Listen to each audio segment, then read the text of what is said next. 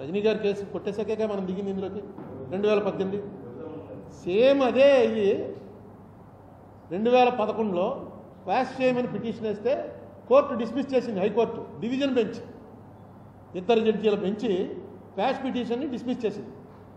అదే 6 ఏళ్ల తర్వాత మళ్ళీ వేసి డిస్మిస్ చేసి జడ్జి గారు డిస్మిస్ చేశారు. జడ్జి ముందు చెప్పాలి ఈ విషయం. 2011లో నేను ఇదే పిటిషన్ ఫైల్ చేస్తే అది ఖచ్చితంగా అది దాంట్లో ఒక మ్యాండేటరీ అనమాట. ఇటువంటి కేసు ఇలా ఎక్కడ ఏ కోర్టులోనూ ఎప్పుడూ వేయలేదు, ఇదే మొట్టమొదటిసారిగా మీ కోర్టులో వేస్తున్నాను అని ఖచ్చితంగా చెప్పాలి. చెప్పలేదు వాళ్ళు. అది తీసాం మొన్న. అది గవర్నమెంట్ వారు తీశారు, రాష్ట్ర ప్రభుత్వం వారు తీశారు. తీసి అది కోర్టులో వేశారు మొన్న.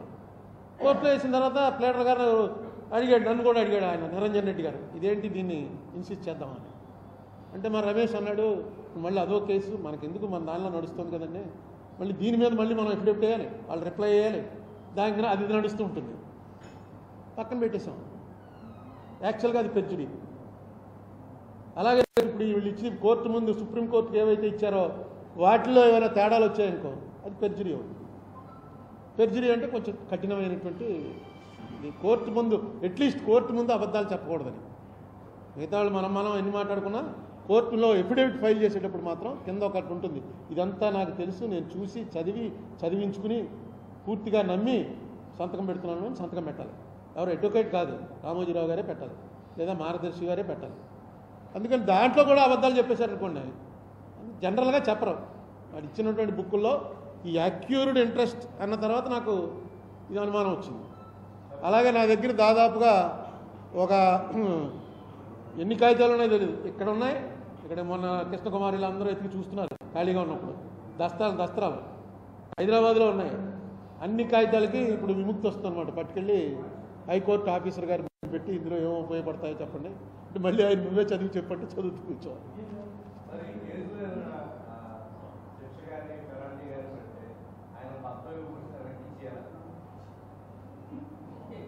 ఏదో ఇప్పుడు నువ్వు ఈ వాట్సాప్ యూనివర్సిటీ గురించి అడక్క క్వశ్చన్ ఏమో. ఇప్పుడు ఇలాంటిది నా దృష్టిలో ఉన్నాయేమో తెలియదు, ఫస్ట్ ఆఫ్ ఇట్స్ కైండ్ కేసే. ఇటువంటి పర్సనాలిటీ నేను ఇంత ముందు కూడా చాలాసార్లు చెప్పాను, ఇండియాలో ఒకే వ్యక్తి ఇంత పవర్ఫుల్ వ్యక్తి నేను ఇంకోటి చూడాలి అంటే ఈయన ఇప్పటివరకు చూడలేదు, నేను టీవీలో వాటిలో చూశాను.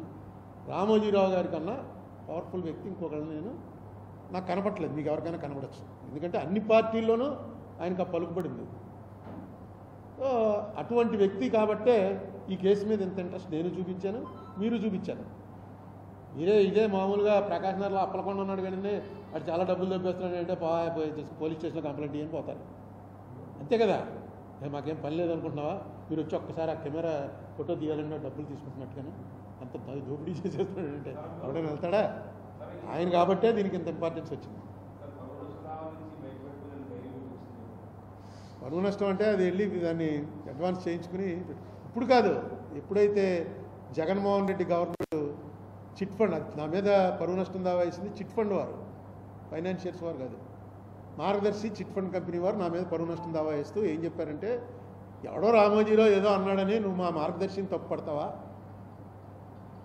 అందులో అంటే రామోజీరావుకి మాకు ఏ సంబంధం లేదు, రామోజీరావు అన్నాడని నువ్వు ప్రెస్ మీట్ పెట్టి మమ్మల్ని ఏమో మార్గదర్శి చిట్ ఫండ్స్ తప్పులు చేస్తున్నావు. దానికి ఈ 2 ఏళ్ల క్రితం అనుకుంటాను ఇక్కడ గవర్నమెంట్ వారు ఎవరైతే అఫిడవిట్ వేసాడో ఆయన్నే పిలిచి ఇంట్రాగేట్ చేశారు. ఆయన ఇంట్రాగేషన్లో ఒప్పుకున్నాడు, ఎవరయ్యా మీ బాస్ అంటే రామోజీరావు, మీ చైర్మన్ ఎవరో రామోజీరావు, అన్నీ రికార్డ్ అయి ఉన్నాయి. అది పట్టుకెళ్ళి ట్రయల్ కోర్టులో వేసి ట్రయల్ స్టార్ట్, అది కూడా చేస్తాను. ఇప్పుడు అలాగా ఖాళీగానే ఉన్నాను కదా.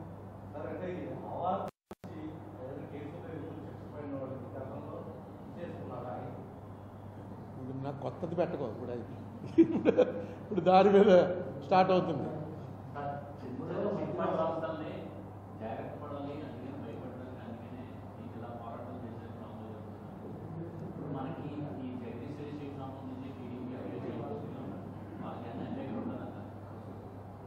అంటే అసలు మన ఆంధ్రప్రదేశ్లో నాకు తెలిసి చిట్ ఫండ్ యాక్ట్ ఎవడో ఫాలో అవట్లా.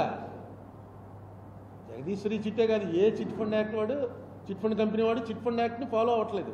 చిట్ ఫండ్ యాక్ట్ ప్రకారం ఫస్ట్ది ఏంటంటే, చిట్ ఫండ్ యాక్ట్ అనేది పుట్టినరోజునే ఫస్ట్ పెట్టింది చిట్ ఫండ్ కంపెనీ నడుపుతున్నవాడు వేరే వ్యాపారాలు చేయకూడదు.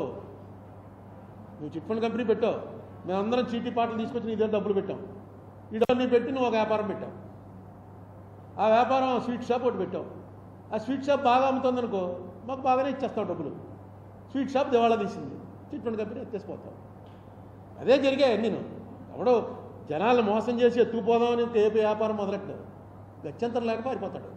చిట్ ఫండ్ కంపెనీలో అలాంటి అవకాశం ఇవ్వకూడదనే 82లో అనుకుంటాను దీన్ని సిస్టమైజ్ చేసి చాలా కంపెనీలు ఎత్తేస్తున్నారు. మన రాజమండ్రిలో మా మదర్ ఇంటికి వచ్చేవాడో నీలాంటాడో నాలాంటాడో ఇంటికి క్లోజ్లో వాడికి 1% కమిషన్ వస్తుంది. ఏమంటే మీరు ఒక చిట్టీలో చేరండి, నెలకు 5,000 కడితే చాలు, మీకు ఆ సంవత్సరం అయ్యేటోడికి ఎంత వస్తుంది, ఎంత వడ్డీ కడుతుంది, నీకేమొస్తుందా ఇందులో అంటే నాకు ఇది చేర్పిస్తే నాకు 5,000 వస్తుందండి చేరేవారు. అలా బోల్డ్ డబ్బులు పోయాయి. అలాగే ఈనాడులో కూడా చేరారు. ఈ మార్గదర్శిలో ఈనాడు చూసి చేరారు. అయితే మార్గదర్శి ఎవరికి తెలుసు, ఈనాడు రామోజీరావు గారి కంపెనీ అండి. అందుకని రామోజీరావు తప్పు చేయడు, ఎందుకు చేస్తాడు రామోజీరావుకి నా డబ్బులు ఎందుకు కావాలి అంత పెద్దవాడికి అని చేరారు. ఈయన చేస్తుంది అసలు చిట్ ఫండ్ యాక్ట్ ఏనాడు ఈయన బాగా అసలు ఆయన ఇంకో వ్యాపారం చేయకూడదు, అన్ని వ్యాపారాలు చేస్తున్నారు. అది కూడా అడిగేవాళ్ళు లేడు. ఇప్పుడు అది కూడా నేను అడుగుతాను, చిట్ ఫండ్ కంపెనీ వాడు వేరే వ్యాపారం చేయకూడదు. చాలా సింపుల్. అందరూ రామోజీరావు గారు లేకపోతే ఉంటుంది, చిట్ రిజిస్టర్ చేసేటప్పుడు చూడాలి వీడికి ఇంకే వ్యాపారాలు ఏమి చోట్ల సంతకం పెట్టున్నారు చేస్తున్నారు. ఇదే జరుగుతుంది ఇక్కడ. అసలు కంపెనీ యాక్ట్ ప్రకారం మేము చేస్తున్నాం అని అంటారు. Company act chit fund act వేరు. చిట్ ఫండ్ యాక్ట్ నువ్వు ఏ యాక్ట్ ఉందో ఆ యాక్ట్ ఫాలో అవ్వాలి. నువ్వు కంపెనీ యాక్ట్ ప్రకారం ప్రింటింగ్ ప్రెస్ పెట్టుకున్నావు, కృష్ణకుమార్ అనుకో, ప్రింటింగ్ ప్రెస్ పెట్టుకుని కరెక్ట్గా ప్రింటింగ్ ప్రెస్కి ఏ సంవత్సరం ఎన్ని ప్రింట్ చేసావు అన్నీ కూడా కంపెనీ రిజిస్టర్కి పంపించేస్తున్నావు. వాడు ఆడిట్ చేస్తున్నాడు, వచ్చేస్తుంటే టక్మని చెప్పి నీ దగ్గర దొంగ నోట్లు ప్రింట్ చేస్తున్నావు అని పట్టుకున్నారు పోలీసు వాళ్ళు వచ్చి. చేస్తే దొంగ నోట్లు రిజర్వ్ బ్యాంక్ యాక్ట్ నాకు వర్తించదండి, నేను కంపెనీ యాక్ట్ ప్రకారం నా కంపెనీ పెట్టుకున్నాను, నేను దొంగ నోట్లు చేస్తున్నాను. దొంగ నోట్లు చాలామంది చేయట్లేదు, అరుణ్ కుమార్ అడుగుతున్నాడు, నేను ప్రింటింగ్ చేసి ఇస్తున్నాను. ఏ ప్రింటింగ్ అయినా చేయబడను అని పెట్టాంగా బోర్డు అని చేయకూడదంటే అలాగా ఇదే ఆర్గ్యుమెంట్. ఆయన చేస్తున్న ఆర్గ్యుమెంట్ ఇదే. ఇది అర్థం అవడం కోసం చెప్పాను. అంటే ఆయన దొంగ నోట్లు ప్రింట్ చేస్తున్నాడా అని మీరు పెట్టేస్తే నేనేం చేయలేను, కానీ ఇదే ఆర్గ్యుమెంట్. దానికి ఖచ్చితంగా రిజర్వ్ బ్యాంక్ యాక్ట్ ప్రకారం వాళ్ళ మింట్ ఉంటుంది, వాళ్ళ ప్రింటింగ్ ప్రెస్ ఉంటాయి, అక్కడ తప్ప ఎవడు ప్రింట్ చేసినా సరే అది నేరం, చాలా భయంకరమైన శిక్షలు ఉంటాయి. అది నాకెందుకు వర్తిస్తుందండి, నేను కంపెనీ యాక్ట్ ఫాలో అవుతున్నా లేదో చూడండి. ఇదిగో కంపెనీ యాక్ట్ ప్రకారం ప్రతి సంవత్సరం కడుతున్నాను, ఇన్కమ్ ట్యాక్స్ కడుతున్నాను, అన్నీ కరెక్ట్గా చేస్తున్నాను. నన్ను వచ్చి మీరు ఏదో ఆయన ఆర్డర్ ఇచ్చాడు నేను ప్రింట్ చేశాను, దాన్ని నన్ను ఏం చేస్తారు అంటే తీసుకెళ్ళి ముందు లోపలేస్తారు, తర్వాత 2 పీకుతారు. ఏమండి పెనాల్టీ ఉందిగా, అదే అది చెప్తేనే వీళ్ళు రామోజీరావు జైలుకి అని రాసింది. కానీ పెనాల్టీ వాళ్ళు ప్రిస్క్రైబ్ చేసింది ఏంటంటే ఇది వైలేట్ చేసి ఎంతైతే కలెక్ట్ చేశారో అంత డబ్బు ఫైన్ కట్టాలి. అంటే 2,600 కోట్లు కలెక్ట్ చేశాడు ఈయన, 2,600 కోట్లు ఫైను, 2 ఏళ్ళు జైలు శిక్ష. అయితే మీకు నేను అనేక సార్లు చెప్పాను, మళ్ళీ చెప్తున్నాను, క్రిమినల్ వాటిలో డిస్క్రిప్షన్ ఆఫ్ ద జడ్జ్ ఈ శిక్షలు మ్యాక్సిమం శిక్షలు అంతవరకు వేయచ్చు. అయితే వాళ్ళు చేసాడు అవును అంతమంది. నేనే రామోజీరావు గారు ప్లేడర్ అంటే నేను చెప్తున్నాను 62 నుంచి ఈయన వ్యాపారం చేస్తున్నానండి, ఎవడో డబ్బులు ఎగ్గొట్టాడని చెప్పలేదు, మీరు కావాలంటే ఎంక్వైరీ చేసుకోండి, ఎవడో ఎగ్గొట్టాడా, నన్ను ఇమ్మంటే నా పేపర్లోనే ఫుల్ పేజ్ ఇస్తాను, నేను ఎవడైనా ఎగ్గొడితే రండి అని. నేను ఇది అయిపోయి మీరు 97 తెచ్చిన తర్వాత కూడా చేస్తున్నాను అన్నది నా మీద ఆరోపణ. మరి ఏం చేయను, నాకు డబ్బులు ఇచ్చేవాళ్ళేమో వాళ్ళ నమ్మకం నా మీదే ఉంది, పట్టుకొచ్చి ఇస్తున్నారు, పెట్టాను. ఇదో ఈవేళ తప్పు అన్నారు కదా, పలానా రోజున మూసాను. మీరు చూడండి, నేను క్రిమినల్ నేరం ఇంటెన్షనల్గా నేరం చేశాను అనిపిస్తే శిక్ష వేయండి, లేదు అందరు డబ్బులు ఇచ్చేశారు కదా కరెక్ట్గానే చేశాడు కదా అనిపిస్తే మీ ఇష్టం అని దండాలి. నేనైతే అదే పెడుతున్నాను.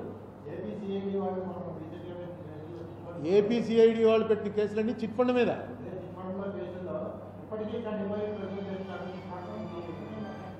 చేస్తున్నారండి. మీకు గవర్నమెంట్ వారు పెట్టేటప్పుడు అక్కడ కేసు ఉంటేనే పెడతారు. రామోజీరావు గారు పేపర్లో రాసేసినట్టుగా గవర్నమెంట్ వారు రాయటం కుదరదు. మీరు ముందు అందరూ తెలుసుకోండి, అది తెలుగుదేశం గవర్నమెంట్ అవని, కాంగ్రెస్ గవర్నమెంట్ అవని, వైసీపీ గవర్నమెంట్ అవని, గవర్నమెంట్లో ఒక ఆఫీసర్ ఒక కేసు పెడుతున్నాడంటే ఆ కేసులో సబ్స్టెన్స్ ఉంటేనే పెడతాడు, లేదా వాడి జీవితం పోగొట్టుకోవడానికి సిద్ధపడి పెడతాడు.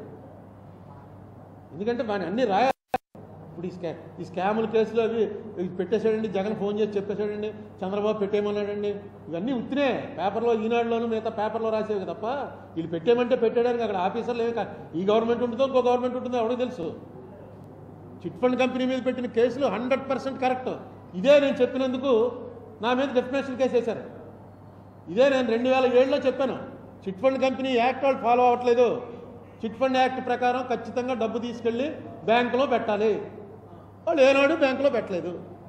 ఇక అంతకన్నా వైలేషన్ ఉంటుంది. ఆ డబ్బే తీసుకొచ్చి మార్గదర్శి ఫైనాన్షియర్స్ అన్న దాంట్లో పెట్టారు, ఆ డబ్బే తీసుకెళ్ళి ఉషోదయాలో పెట్టారు. రామోజీ ఫిల్మ్ సిటీ ఎలా కొన్నారు? ఈ డబ్బుతోటే కొన్నారు. ఈ డబ్బు ఎవరిది? ప్రజలది. ప్రజలు వడ్డీ ఇచ్చేసారు కదా అంటున్నారు కింద ఆవిడికి.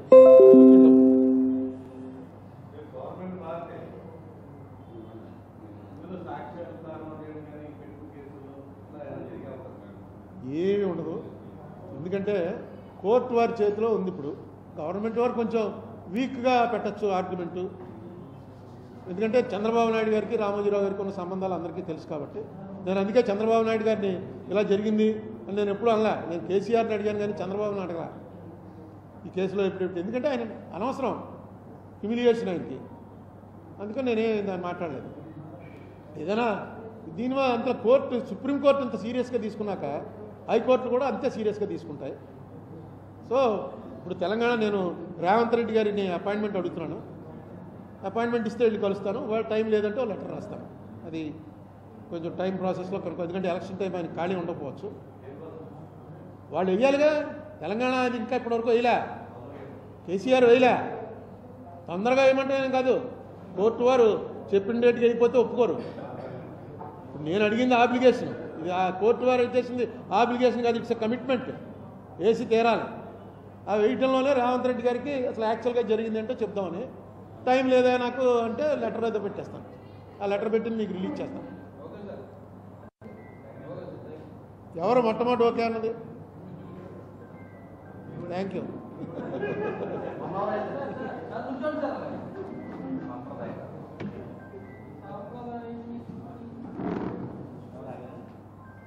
ఏంటా నా అర్థం ఏంటి?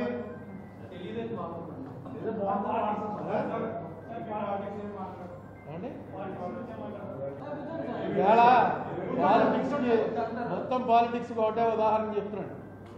నా పక్కన బాబీ ఏడి ఎందుకు లేడు?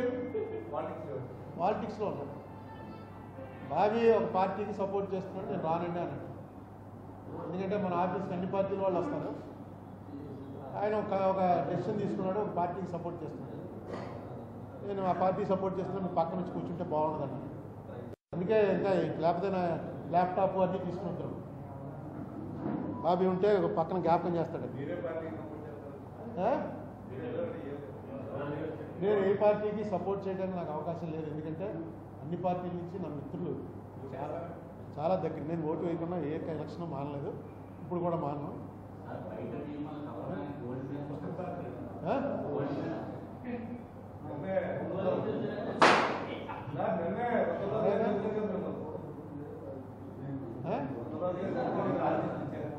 నా ఫ్రెండ్స్ ఏ పార్టీలో ఉన్నా కలవచ్చు, నాకు అందరూ స్నేహితులే.